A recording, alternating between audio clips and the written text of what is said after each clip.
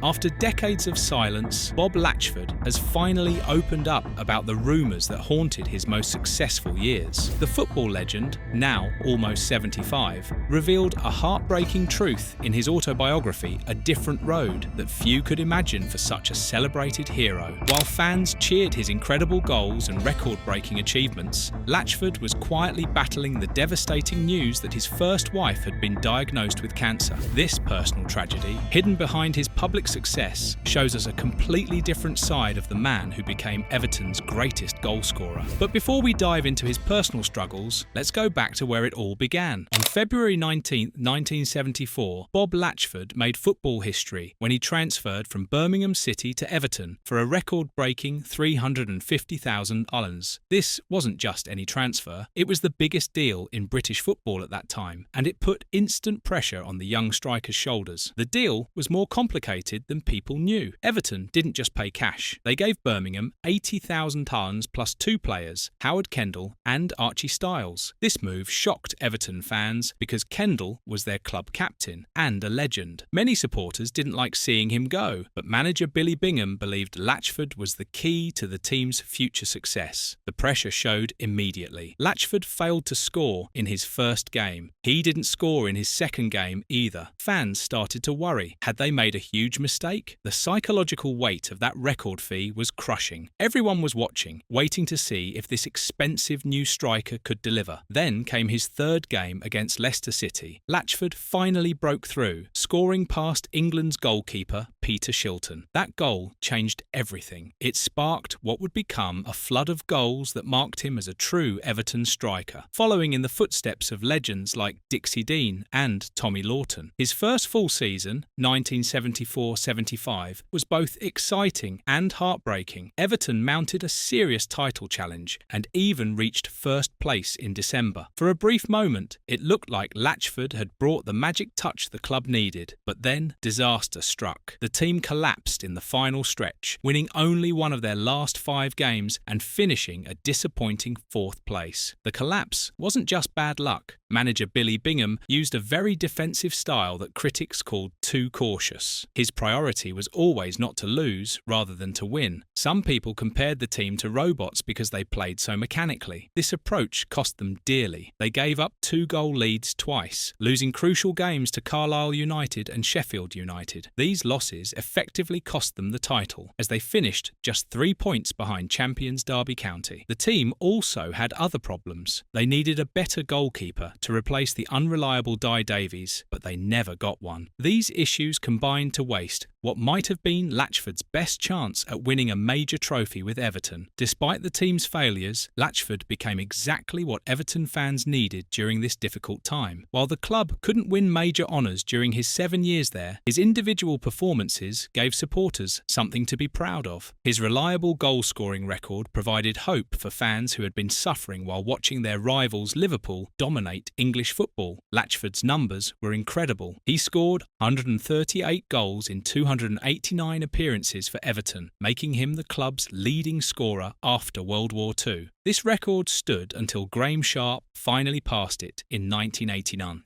For Everton fans in the 1970s, Latchford was their beacon of hope in a decade of disappointment. The peak of his individual career came in the 1977-78 season. A national newspaper, worried about the decline of pure goal scorers, offered £10,000 to the first player who could score 30 league goals in a single season. This was a massive challenge. The last player to do it in the first division was Francis Lee, 7 years earlier. Latchford's chase for this prize captured everyone's attention and turned his personal goal into a national drama. Going into the final match against Chelsea, he needed 2 more goals to reach 30. The pressure was enormous, but with Everton already winning 5-0, Latchford scored a penalty in the 78th minute to hit his target. The timing was perfect poetry. It was the 78th minute of 1978, Everton's centenary year, and Dixie Dean, the club's greatest ever goalscorer, was watching from the stands. This moment went beyond football and made Latchford a household name across Britain. His achievement was even more impressive. when you look at the competition. Trevor Francis came second with 25 goals, while Liverpool's Kenny Dalglish managed 20. Latchford had beaten some of the best players in the country by a huge margin, but individual success couldn't hide the team's continued failures. Everton suffered a series of heartbreaking cup defeats that perfectly summed up Latchford's luck during that decade. The worst was probably the 1977 League Cup final against Aston Villa, which went to 2 replays. Latchford scored a last-minute equaliser in the first replay and opened the scoring in the second, but Villa came back both times to win. A similar thing happened in the FA Cup semi-final against West Ham, where Latchford scored an extra-time equaliser, only to watch West Ham immediately run back down the field and score the winner. Perhaps the most frustrating part of his Everton career was his record against Liverpool. Latchford famously never scored in a Merseyside derby during his time at Goodison Park. This was especially painful because he had actually scored 5 goals against Liverpool when playing for other clubs. The inability to score against their biggest rivals while wearing an Everton shirt became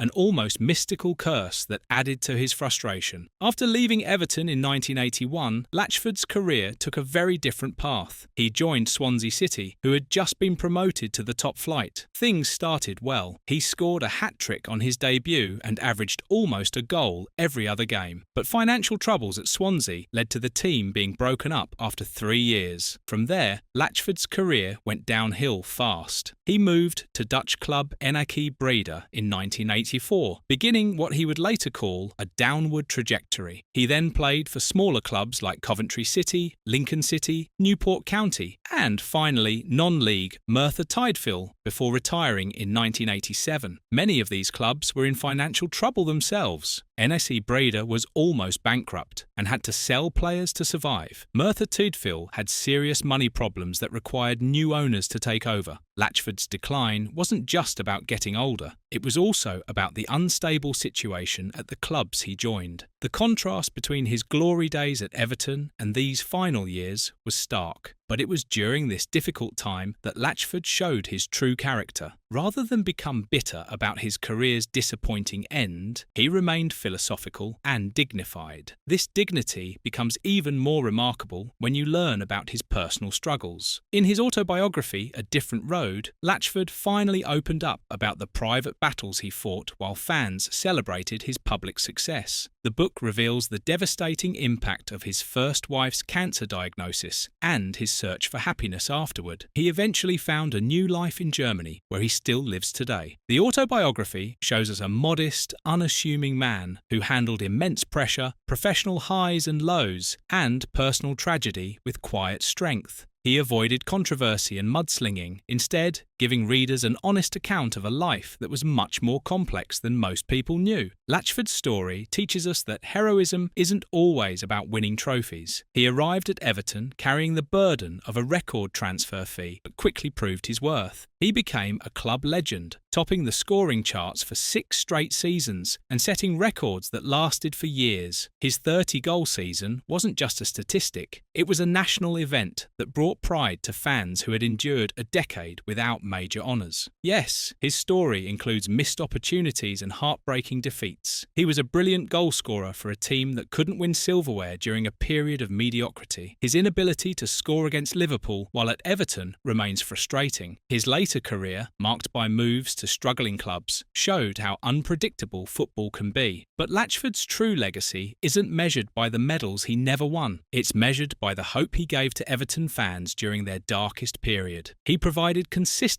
excitement and gave supporters a reason to be proud when they had little else to celebrate. His quiet dignity and philosophical approach to life's challenges make him even more admirable to those who understand his complete story. Bob Latchford's legacy proves that in football, as in life, a hero isn't always defined by trophies. Sometimes, a hero is defined by the impact they have on the hearts of those who follow them. Through personal tragedy and professional disappointment, Latchford remained a beacon of hope and dignity. That's the real story behind the rumours, and it's finally been revealed.